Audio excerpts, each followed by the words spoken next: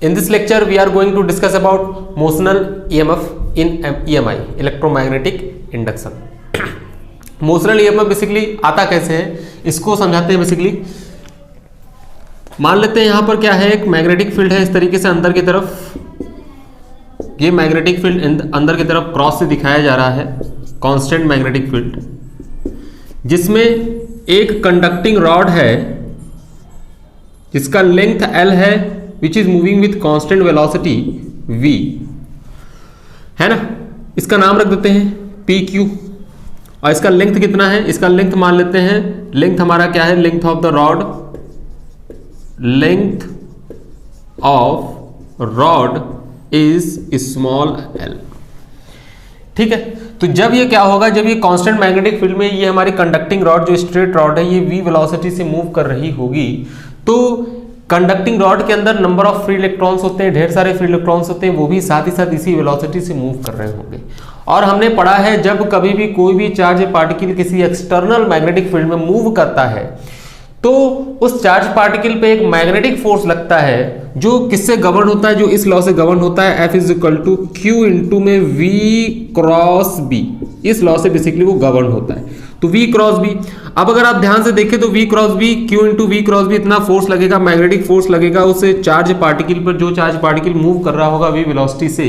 तो इसके अंदर इलेक्ट्रॉन से नेगेटिव चार्ज पार्टिकल मूव कर रहा होगा V वेलोसिटी से इस डायरेक्शन में। तो ध्यान से अगर आप देखें तो उस पर फोर्स लगेगा, और फोर्स किस डायरेक्शन में लगेगा, V क्रॉस B करेंगे तो डायरेक्शन ऑफ फोर्स तो ऊपर आ रहा है, लेकिन ये डायरेक्शन ऑफ फोर्स ऊपर तब आता जब ये अंदर पॉजिटिव चार्ज होता, लेकिन फ्री इलेक्ट्रॉन्स मूव कर रहे होते हैं। फ्री इलेक्ट्रॉन्स मूव कर रहे होते हैं तो फ्री इलेक्ट्रॉन्स पर V क्रॉस B का जो डायरेक्शन आएगा उससे अपोजिट डायरेक्शन में हमारा फोर्स लगेगा, जिसमें ये जो इलेक्ट्रॉन्स इसके अंदर मूव कर रहे हैं वो इलेक्ट्रॉन नीचे की तरफ मूव करेंगे, और यहाँ पे निगेटिवली चार्ज और यहाँ पे पॉजिटिवली चार्ज क्या होने लगेगा, एक्यूमुलेट होने लगेगा।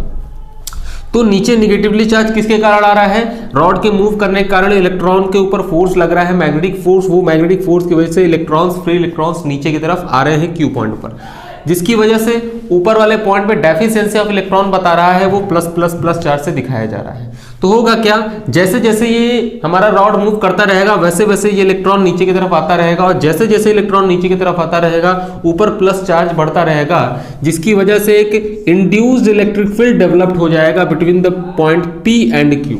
मतलब एंड ऑफ द रॉड पर, रॉड के एंड पर एक पोटेंशियल डिफरेंस क्रिएट हो जाएगा। कहने का मतलब यहाँ हायर पोटेंशियल क्रिएट हो जाएगा, यहाँ लोअर पोटेंशियल क्रिएट हो जाएगा, जिसकी वजह से एक इलेक्ट्रिक फील्ड आएगी जिसकी वैल्यू हम बोल सकते हैं कैपिटल E। तो E is the induced electric field due to motion of the charge particle. तो इस मोशन ऑफ चार्ज पार्टिकल के कारण ये इंड्यूस्ड इलेक्ट्रिक फील्ड आया, और जिस इंड्यूस्ड इलेक्ट्रिक फील्ड की वजह से इस P पॉइंट और Q पॉइंट की वजह से एक पोटेंशियल डिफरेंस क्रिएट हो जाता है, जिस पोटेंशियल डिफरेंस को हम बेसिकली क्या बोलते हैं, मोशनल EMF। तो मोशनल EMF कुछ है नहीं, जब कभी भी कोई भी रॉड मूव करता है किसी एक्सटर्नल मैग्नेटिक फील्ड में तो उस रॉड के किनारे पे क्या हो जाता है, एक पोटेंशियल डिफरेंस क्रिएट हो जाता है due to the movement of the charge particle, है ना, due to movement of the free electrons, and that potential difference is basically known as EMF, है ना। अब मैंने इसे EMF ही क्यों बोला, मैं सीधा पोटेंशियल डिफरेंस भी बोल सकता था, हाँ बोल सकते हैं पोटेंशियल डिफरेंस, लेकिन जब कभी भी पोटेंशियल डिफरेंस दो पॉइंट्स के बीच में क्रिएट होता है due to non electrostatic cause, अगर नॉन इलेक्ट्रोस्टैटिक कॉज की वजह से जब कभी भी दो पॉइंट के बीच में पोटेंशियल डिफरेंस क्रिएट होगा तो हम क्या बोलते हैं, उसे EMF नाम देते थे। एक टर्मोलॉजी है, एक नाम दिया जाता है। लेकिन अगर इलेक्ट्रोस्टैटिक कॉज की वजह से दो पॉइंट के बीच में अगर डिफरेंस पोटेंशियल का क्रिएट होता है तो सिंपली उसे पोटेंशियल डिफरेंस कहा जाता है ना। तो इसीलिए इसे EMF बोला गया। और मोशनल EMF क्यों बोला गया, क्योंकि रॉड के मूव करने के कारण आता है। यहां तक बातें क्लियर है।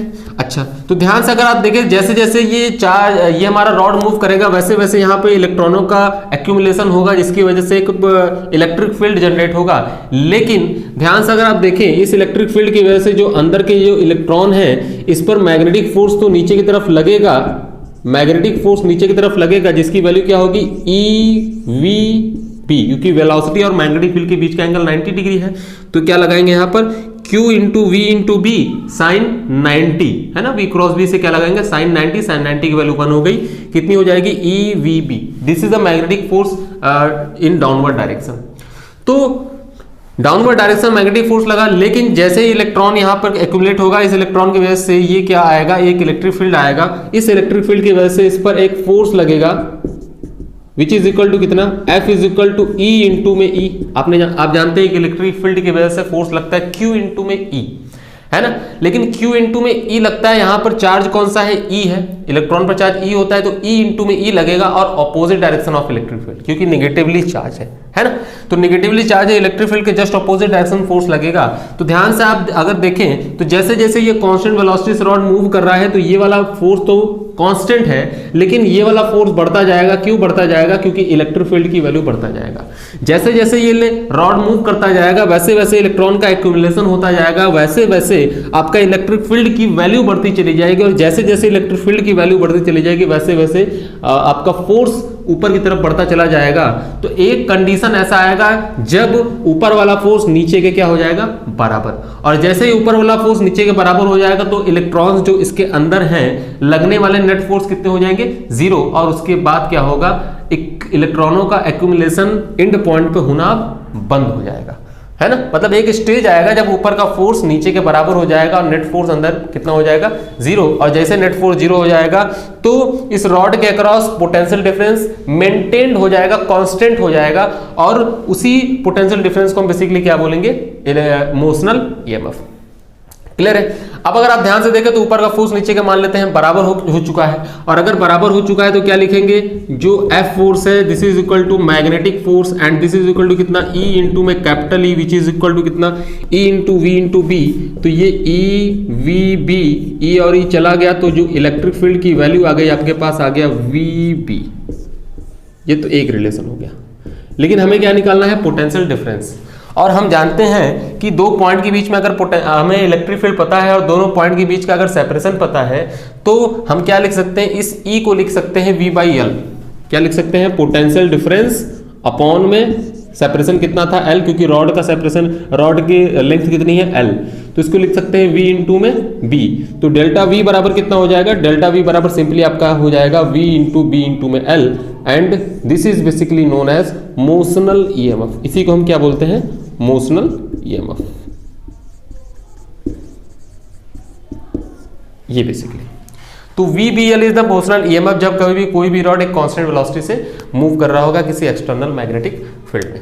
ठीक है, तो ये बेसिकली आ गया। लेकिन इसमें एक कंडीशन है, मैंने यहां कंडीशन क्या माना है कि वेलोसिटी लेंथ के परपेंडिकुलर है, और साथ ही साथ मैग्नेटिक फील्ड भी वेलोसिटी और लेंथ के दोनों के परपेंडिकुलर है। मतलब VBL है ना, तीनों एक दूसरे के क्या है, परपेंडिकुलर है। अगर तीनों एक दूसरे के परपेंडिकुलर होंगे तभी आप फॉर्मूला लगा सकते हैं VBL। लेकिन जरूरी तो नहीं है कि हाँ V, B और L तीनों ही क्या हो, एक दूसरे के परपेंडिकुलर डायरेक्शन में हो, है ना। ऐसा नहीं हो सकता। ऐसा भी हो सकता है कि वेलोसिटी और लेंथ के बीच में कुछ एंगल हो, मूव कर रहा हो रॉड, है ना। जैसे यहां तक तो बात क्लियर हो गई। जैसे कि अगर मैं बात करूं कि मान लेते हैं कि ये हमारा रॉड है, ये हमारा रॉड है which is moving with some velocity v in this direction। अगर v वेलोसिटी से इस डायरेक्शन मूव कर रहा होगा, जो कि लेंथ से रॉड से कितना एंगल बना रहा है, थीटा। अगर ये रॉड से थीटा एंगल बना रहा है, तब हमारा मोशनल ईएमएफ क्या होगा। तो हम क्या करेंगे बेसिकली, क्योंकि हमने तो परपेंडिकुलर, अगर वेलोसिटी लेंथ के परपेंडिकुलर हो, वेलोसिटी मैग्नेटिक फील्ड के भी परपेंडिकुलर, तब के लिए फॉर्मूला पढ़ा है VBL। तो हम इसको करेंगे क्या, इसको हम दो पार्ट में, इस वेलोसिटी को दो पार्ट में तोड़ेंगे। एक पार्ट क्या होगा आपका, एक पार्ट होगा लेंथ के परपेंडिकुलर और एक पार्ट क्या होगा, लेंथ के अलाउंग। तो ध्यान से देखें तो लेंथ के परपेंडिकुलर वाला जो कंपोनेंट आएगा वो आपका कितना आ जाएगा, V sin थीटा, और लेंथ के अलाउंग जो कंपोनेंट आएगा वो आपका कितना आ जाएगा, V cos थीटा। तो ये कंपोनेंट V sin थीटा और ये कंपोनेंट क्या हो गया, V cos थीटा। मतलब वेलोसिटी का दो कंपोनेंट हो गया। तो अगर आप ध्यान से देखें तो V cos थीटा के कारण कभी भी कोई भी EMF नहीं आएगा। V cos थीटा के कारण कभी भी कोई भी EMF नहीं आएगा। सिर्फ और सिर्फ EMF किसके कारण आएगा, V sin थीटा के कारण ही आपका आएगा, है ना। क्यों आएगा, V cos थीटा के कारण क्यों EMF नहीं आएगा, इसकी बातें मैं भी करूंगा। जब कभी भी वेलोसिटी, मैग्नेटिक और लेंथ में से, तीनों में से कोई भी एक दूसरे के पैरेलल हो जाएगा, तो कभी भी EMF का कॉन्सेप्ट नहीं बनेगा। क्या बोला मैं? वेलोसिटी मैग्नेटिक फील्ड लेंथ में से कोई भी तीनों में से एक, तो तीनों में से कोई भी दो अगर एक दूसरे के पैरेलल हो गया तो कभी भी ईएमएफ का कोई कॉन्सेप्ट नहीं बनता है। अभी मैं इसके बारे में चर्चा करता हूं अगले स्लाइड में। तो v cos थीटा के कारण तो कोई ईएमएफ नहीं आएगा, ओनली v sin थीटा के कारण आएगा, और ये हमें दिख रहा है कि v sin थीटा लेंथ के परपेंडिकुलर है। तो ध्यान से अगर आप देखें तो इसको आप क्या लिख सकते हैं, जो पोटेंशियल डिफरेंस आपका यहाँ पे डेवलप्ड हो रहा होगा, मतलब मोशनल ईएमएफ आएगा, इसकी वैल्यू कितनी हो जाएगी, v sin थीटा इंटू में कितना हो जाएगा, b इंटू में हो जाएगा l। This is the EMF developed between the rods, है ना, एंड्स ऑफ द रॉड के एंड पर इतना ईएमएफ डेवलप हो जाएगा। अच्छा, कुछ और केसेस देख लेते हैं। जैसे कि अगर हम बात करते हैं कि अगर सर यहाँ तो वेलोसिटी और लेंथ के बीच में कुछ एंगल था, ठीक है, यहाँ बात समझ में आ गई, लेकिन ऐसा भी तो हो सकता है कि वेलोसिटी, मैग्नेटिक फील्ड और लेंथ के बीच में तीनों में कुछ ना कुछ एंगल हो, और अगर तीनों में कुछ ना कुछ एंगल होगा, इतना टफ आता नहीं है कभी भी, लेकिन अगर तीनों में कुछ ना कुछ एंगल हो जाएगा तो उसके लिए हम, है ना, वेलोसिटी का एक वेक्टर फॉर्म यूज कर लेते हैं। कौन सा फॉर्म यूज करते हैं, मैं सीधा आपको रिलेशन बताता हूं कि पोटेंशियल डिफरेंस जो भी आएगा वो पोटेंशियल डिफरेंस सीधा होगा v cross b dot l, है ना। अब ये रिलेशन आया कहां से, है ना, तो जो मैंने E इंटू ई जो लिखा था ऊपर की तरफ, जो इलेक्ट्रिक फोर्स में माना था कि E इंटू ई लग रहा है और नीचे की तरफ मैग्नेटिक फोर्स लग रहा है, अगर आप वेक्टर फॉर्म यूज करके इसको इक्वेट करेंगे तो यही रिलेशन आपके पास आएगा। कैसे आएगा, वहां पे क्या लिखेंगे, वहां पे लिखेंगे Q into V cross B, Q की जगह पे E लिखेंगे, V क्रॉस B लिखेंगे, और वहां क्या लिखेंगे, E इंटू में E वेक्टर, तो E वेक्टर बराबर V क्रॉस B हो गया। फिर E वेक्टर को आप क्या लिख सकते हैं, E वेक्टर को आप जानते हैं कि E वेक्टर बराबर कितना होता है ना, तो potential difference is equal to कितना, integration of E dot L जानते हैं। उसी तरीके से आप क्या करेंगे, E डॉट DL से इसको जब सॉल्व करेंगे तो पोटेंशियल डिफरेंस बराबर कितना आ जाएगा, E dot DL integration of E dot DL, E की वैल्यू ये है और डॉट DL, और अगर इंटीग्रेशन ऑफ DL कर देंगे तो L वेक्टर हो जाएगा, तो ये फॉर्मूला हमारे पास आ जाता है। तो पोटेंशियल डिफरेंस बराबर कितना आ गया, V क्रॉस B डॉट में L वेक्टर। तो अगर आप ध्यान से देखें, ये आपका क्या लग रहा है, triple product. What is this, this is the triple product of V B and L, triple product. और अगर ये ट्रिपल प्रोडक्ट है तो हम जानते हैं मैथ में कि ट्रिपल प्रोडक्ट जब कभी भी होता है तो तीनों में से कोई भी एक दूसरे के पैरेलल हो गया तो क्या आएगा, पोटेंशियल डिफरेंस सीधा सीधा क्या आ जाएगा आपका, जीरो। कहने का मतलब ये कि अगर आपका मैग्नेटिक फील्ड इस तरीके से है और रॉड ये आपका मूव कर रहा है, इस तरीके से ये रॉड है L लेंथ की और ये मूव कर रही है, तो V और B एक दूसरे के क्या हो गए, पैरेलल, और V और B एक दूसरे के पैरेलल हो जाएगा तो पोटेंशियल डिफरेंस ऑब्वियसली कितना हो जाएगा, जीरो। यहाँ पे कोई भी पोटेंशियल डिफरेंस क्रिएट नहीं होगा, क्योंकि जब इस तरीके से होगा तो मैग्नेटिक फोर्स तो लगेगा ही नहीं, क्योंकि वेलोसिटी और मैग्नेटिक फील्ड एक दूसरे के क्या हो गए, परपेंडिकुलर, सॉरी पैरेलल हो गए। फिर उसके बाद दूसरा कंडीशन कि अगर मैग्नेटिक फील्ड इस तरीके से है और आपका ये रॉड है, ये रॉड मूव कर रहा है इस तरीके से, तो रॉड अगर इस तरीके से मूव कर रहा होगा, मैग्नेटिक फील्ड इस तरीके से होगा, तो वेलोसिटी और लेंथ के बीच में, ये आपका लेंथ है, लेंथ के बीच में एंगल कितना है, जीरो, मतलब एक दूसरे के पैरेलल हैं, और अगर एक दूसरे के पैरेलल है तो अभी भी पोटेंशियल डिफरेंस क्या आ जाएगा, जीरो, है ना।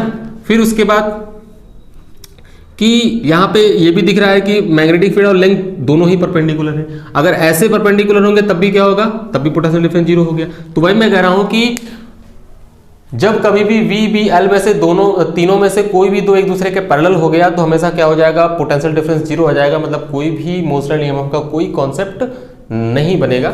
ठीक है, तो ये बातें आप ध्यान रखें। तो इसी को बोलते हैं मोशनल ईएमएफ, जिसको मैंने आपको बताया है कि VBL होता है, लेकिन ये बात ध्यान रखें कि VBL में VBL तीनों एक दूसरे के परपेंडिकुलर होते हैं, और अगर परपेंडिकुलर ना होकर वेलोसिटी लेंथ से कोई एंगल बना रहा होगा तो इस तरीके से सॉल्व करते हैं, और अगर तीनों ही कोई ना कोई एंगल बना रहे होंगे तो ये फॉर्मूला आप यूज करके वेक्टर तरीके से उसको सॉल्व कर सकते हैं।